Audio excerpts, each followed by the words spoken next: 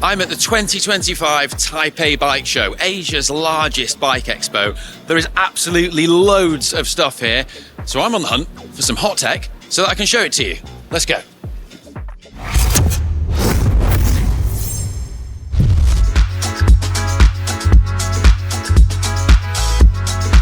Over on the Vision stand, and I've got something really cool to show you. So this is their new Metron RS wheels. So there's two depths, 45 and 60, and this is their new top-end wheel. So RS stands for Racing Series, and this is now above the Metron SL, which is the sort of previous top-end racing wheel. And it's great because I love it. It's kind of been improved in every conceivable area, and it's considerably lighter. So one of the things that really contributes to that weight saving is the new carbon spokes, which also increase tensile stiffness, according to Vision as well, making the wheels stiffer. There's about 100 grams saved by switching to those spokes over the previous alloy ones. And these go into a completely redesigned hub shell, which saves further weight.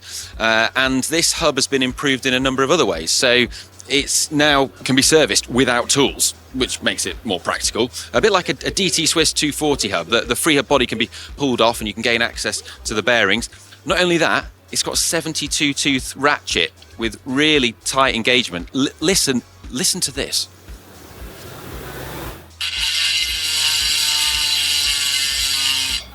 Oh, yes. Enough of that. Oh, let's be careful. Other really cool thing is the graphics on here. So I don't know how they've done this really, but it's very clever.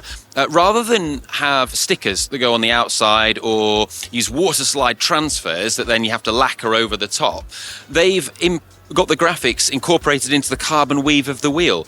This looks really smart, but also it's more practical than a sticker, which might sort of scuff off or peel off at the edges over time. So big fan of that. I mean, that looks really good, but it also apparently saves about 22 grams in weight in the rims by not having to put stickers or decals on there. The rims are 23mm internal, so optimized for 28 tires. Great. Other things you need to know: ceramic bearings, naturally, and also the overall weight is 1290 grams a pair for the 45s, pretty light that, and then 1390 for the 60s, so just 100 grams heavier. And that's not all they've got on the stand though. They've got some rather tasty chain rings I just have to quickly show you. This is a new track chain ring set. Pretty cool. I mean, look at it, just beefy but nice and smooth and aero on there. 64 tooth whopper. And this one is primarily for gravel use here, but the new FSA K-Force carbon cranks, these are paired with the Powerbox power meter. You can get these now in 155 if you want to be like Tadej Pogacar, go right down to short cranks. Nice, look really cool.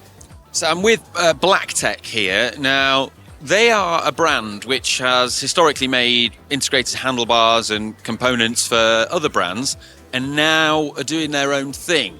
I've seen them before when I was here. I've seen them at Eurobike as well, and I'm just really impressed by a lot of the stuff they've got here, and I'm going to go through some of it because I've seen a few things that have kind of blown my mind a bit. The first thing I'm going to show you are these handlebars. So they have an aero bar here, but this is a new bar they've got, which is their fully integrated lightweight one-piece bar and stem. Now this thing, there's one over here I can pick up. It's super light. They say that it's actually the lightest integrated handlebar on the market. So it's 245 grams with all of the hardware. This one is 38 centimeter bar with a 120 stem. And I'm just going to put it on the scales.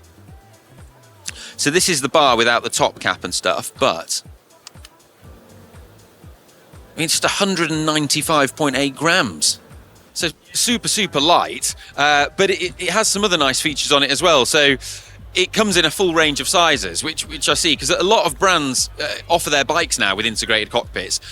Pinarello offer loads of sizes, which is great to see, but a lot of other brands don't offer sufficient sizes, whereas this is available in 36, 38 and 400 widths, with every conceivable stem option on all of those widths. So you can go from 80 right up to 150. So you could, in theory, get a 36 wide bar with a 150 stem. if that's what you needed, amazing. Another really cool detail, though, is this out front mount you can get for it. This is 3D printed titanium, and it just looks amazing. Look at that. That just slots underneath. One of the challenges, though, is with getting an aftermarket bar is how do you get it to fit to your bike, because they're so integrated now. Well, apparently they offer all different range of different shaped top caps to go underneath the stem to fit whatever bike that is. So if you have a Specialized or a Merida or whatever it is, you can fit this on. Nice. That's not all, though. Over here, you may have just seen this in shot when I weighed the bar. They've got a bottle cage they've made. This is 3D printed titanium. The most incredible looking bottle cage. Ridiculous. Let's weigh it. Place your bets now. 10 grams. Just 10 grams.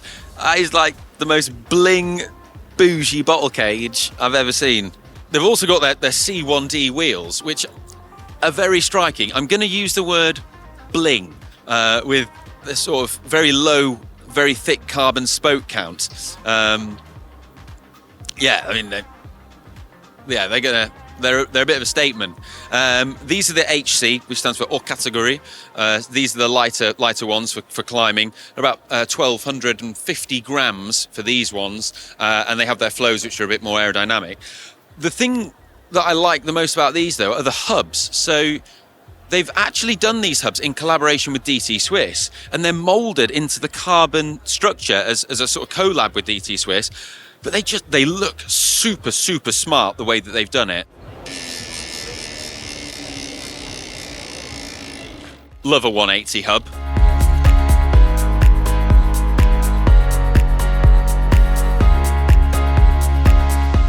Do you like guns and the army and cycling and have always dreamt of combining your three passions? Well, now you can with this. I don't know what it's called, but it's like a tactical army e-bike thing, and it's pretty incredible. It's got a gun on it. It's got a magazine for extra rounds.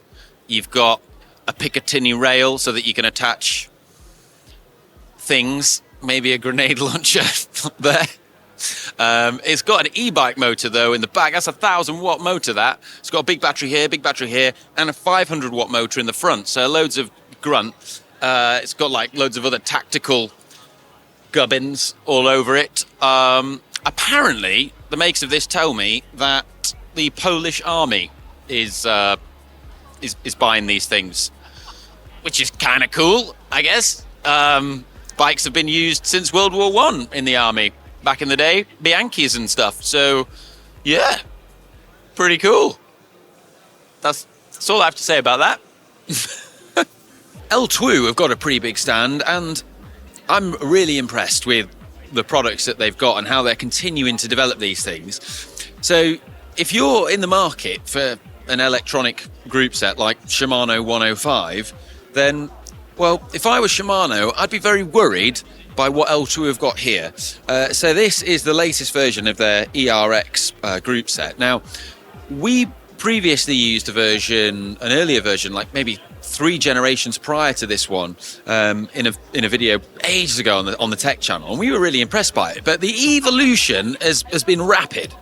So we've got a revised shifter shape, which feels a lot nicer in the hand. This is wireless to the derailleurs. It's got a coin cell in it, a bit like what Shimano and SRAM have. But I think people might have the perception that brands like L-TWOO are just copying what the big group set brands have done in the past. But what's great to see is that's not the case. There's really nice innovation and ideas here that are bringing something to the table that the big brands haven't. So if we look at the front derailleur, the way this is charged is with a USB-C cable. There's a port here, which I think is brilliant. It's very practical. It means that if you don't have the cable with you and you run out of battery, you will easily be able to find somewhere that does, because USB-C cables are super common now. Other things are that the rear derailleur, the finish of these components, it really is impressing me, but the rear derailleur is completely programmable. So it doesn't matter if you're running 10 speed, 11 speed or 12 speed, you can program this to work with any of those speeds depending on what your bike is, rather than having to buy a whole new derailleur again to fit with your new 12-speed group set, which is nice. And the other thing is if you bend your rear mech hanger, you can program every individual gear. So even if you're running a bent mech hanger because you've had a crash during a ride, you can go into the app and you can individually program every cog and where the derailleur sits in relation to that, so that you still have smooth shifting. Again, just a great feature. And the brake calipers, I think these are my favourite component of the group set, because they're just they're now a one-piece, single cast piece, and they just look super premium. Like, and they've got these nice brake pads on there with these cooling fins. They're just I'm really impressed by the fit and finish of that. I think that is just a really nice component that looks to be really well made. And then the astonishing thing is that the complete price of this group set is $450. It's ever so slightly heavier than 105 Di2. It comes in at 1,100 and about 25 grams for the whole group set. But yeah, I think serious competition in the market.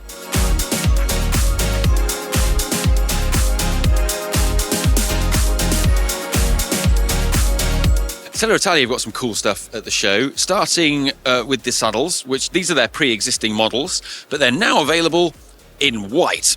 Previously, they weren't. And this, they tell me, they're pretty proud of it in their 3D printed saddle. Apparently there was a lot of demand to have it in white rather than just black.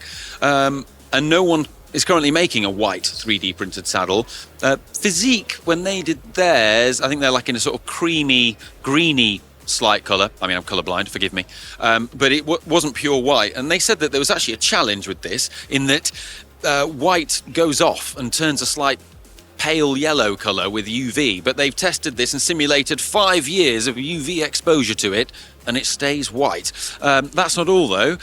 They've got this Selle San Marco saddles, which have been updated for off-road use. Now, if you've ever ridden off-road with a saddle with a big cutout, and you've come home and you've got off your bike, and it looks like you've got a massive skid mark and you might have had an accident. It's happened to the best of us. So this saddle aims to stop that by use of... You've still got the cutout for the pressure relief and the sensitive areas, but it now has this like guard inside of it. They call it a ground shield, to just stop the skid mark. They also have their pressure mapping technology, which I tried a prototype of at their HQ back in October time, but now they've fully got that launched. So if you have an ID match bike fit and you want to determine your ideal saddle, you can now, well, refine that even more easily with the use of pressure mapping, which shows that you are actually sitting correctly on the saddle in the correct position. I found something really interesting to show you that I've never seen before, and well, it could be a great idea. So this is a company called PSB, which stands for Premium Solutions for Bikes, and they specialise in brake rotors and pads. Now, their latest rotor is this. It's called the PR11, and it's got some rather novel features. So the first thing is it's got these little slots cut into it all the way around, and what they do is make this a floating rotor, so that it's designed to help eliminate brake rub, which, if you've ever experienced it, I mean, all cyclists have who have disc brakes. It's like the most annoying thing ever. When your brake is rubbing and it's just going with every rotation. Ugh. So, by having these little cuts, it allows the rotor to bend when the brake pads make contact with it and then sort of recenter itself constantly. Which, well, I'd love to try it and see that it works, because if it does, that is amazing. The other thing is, it's got these little black sections all the way around. Now, these are wear indicators, and this is such a simple idea, but it's brilliant. When that black paint there disappears and is no longer visible, it tells you that your rotors have worn down and need replacing. Because, I mean, you're supposed to check your rotors, but at the moment, the only way to do it really is with verniers, if you use, say, Shimano rotors, and not many people have verniers. So to have these little wear indicators, that's a much more simple and much more practical solution like that. They're pretty light as well, slightly lighter than Shimano. This is a 160 and it's 115 grams. Shimano are about 120 grams. So you're saving about 5 grams. Cool. And they're available in different anodized finishes. So you can get it in that sort of pink colour there, or there's gold ones and all sorts. Cool. Unfortunately, that's all I've got time for today here at the Taipei Bike Show. But let us know in the comments what your favourite thing has been. And also stay tuned and subscribe if you haven't already, because I'm going to come back tomorrow and find even more hot tech, because there's loads of stuff here that I haven't been able to show you yet. So, well, make sure you subscribe if you haven't already so you don't miss that. And hopefully I'll see you tomorrow. Love you. Bye.